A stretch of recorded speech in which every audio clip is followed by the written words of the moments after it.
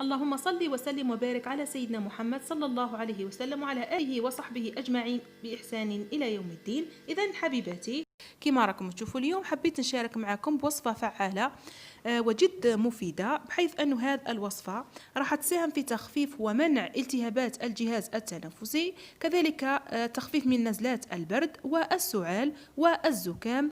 وكذلك هذه الوصفة طاردة للبلغم، وكذلك علاج لالتهابات الحلق، كون هذه الوصفة مضادة للجراثيم.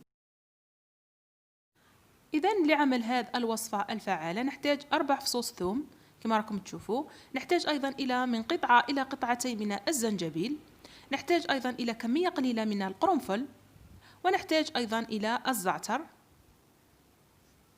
إذن هذو هما المقادير نتاع هذه الوصفة. نجوزوا إلى طريقة تحضيرها. إذن نأخذ إناء اللي راح نوضعه على النار، وراح نحط فيه الزنجبيل وكذلك أعواد القرنفل وكذلك فصوص الثوم، لكن فصوص الثوم ما راحش نلوحهم هكذا، راح نقطعهم إلى قطع صغيرة، وبعد ذلك راح نضيفهم.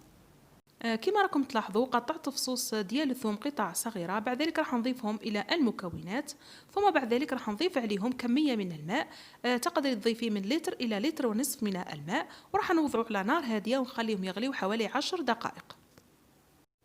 إذن في الوقت اللي المشروب ديالي راهو يغلي، كما راكم تشوفوا ناخذ الزعتر، راني خذيت كمية قليلة فقط، راح نشللها بالاستعانة بمصفاة، نشللها لأنه ممكن يكون فيه غبار أو ما شابه ذلك، نشللها مليح. إذا نروح للمشروب ديالي، ننزع عليه الغطاء، يعني في هذه مدة 10 دقائق راح يكون يغلي على نار هادية، وكذلك لازم تكونوا واضعين عليه غطاء. الآن راح نضيف عليه الزعتر اللي كنت شليته. الزعتر هذا راح يغلي على نار هادية طبعا مدة دقيقتين، لازم نرجع الغطاء. بعد دقيقتين راح نطفي عليه النار ونخلي هذا المشروب بالغطاء ديالو. بعد مرور 10 دقائق راح يكون هذا المشروب جاهز للتقديم. إذن حبيباتي هاوليكم المشروب بعد ما وضعته على النار وخليته مدة 10 دقائق طبعا بالغطاء ديالو. الآن راح نسكب معكم كاس باش هكا نشوفوا كيفاش جا ونشوفوا القوام ديالو. إذن حبيباتي راني صفيت معكم كاس، تقدروا ديريه في إبريق، أنا فقط حبيت نشارك معكم الطريقة. كما راكم تشوفوا المشروب راهو جاهز معايا.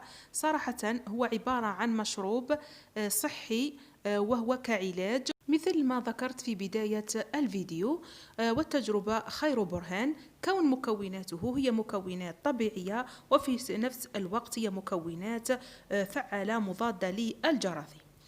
أما بالنسبة إذا كان نضيف له السكر أو لا، هو من الأحسن ما نضيفلوش السكر لأنه كعلاج وهكا راح يكون فعال أكثر. إذن حبيباتي إن شاء الله تجربوه، وإن شاء الله ربي يجيب الشفاء، ودمتم في رعاية الله وحفظه، وإلى الملتقى إن شاء الله.